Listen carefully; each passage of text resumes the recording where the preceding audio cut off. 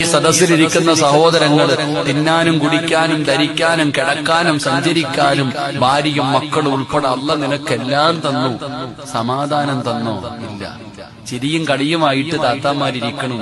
ആ പാപത്തിന്റെ മനസ്സെന്താന്ന് അതിനും അല്ലാഹ്ക്ക് മാത്രമേ അറിയത്തുള്ളൂ. അല്ലാഹു സമാധാനം കൊടുക്കുമാറാകട്ടെ.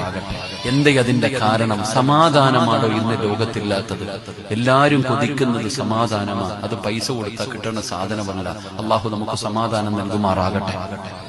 അല്ലാഹു സമാധാനം നൽകുമാറാകട്ടെ. ആ സമാധാനം കിട്ടാനുള്ള വഴി എന്താ? എന്റെ പ്രിയപ്പെട്ട സഹോദരങ്ങൾ, അല്ലാഹുവിന്റെ വിശുദ്ധമായ ഖുർആൻ പറയുന്നു, സമാധാനം കിട്ടാനുള്ള ഒരു വഴി കല്യാണം കഴിച്ചാൽ സമാധാനം കിട്ടും. അല്ലാഹു ഈമാൻ തരുമാറാകട്ടെ. അല്ലാഹു ഈമാൻ തരുമാറാകട്ടെ.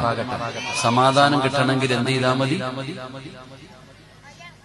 നിങ്ങളെന്ത് കുറച്ച് കഴിയിട്ടുള്ളൂ.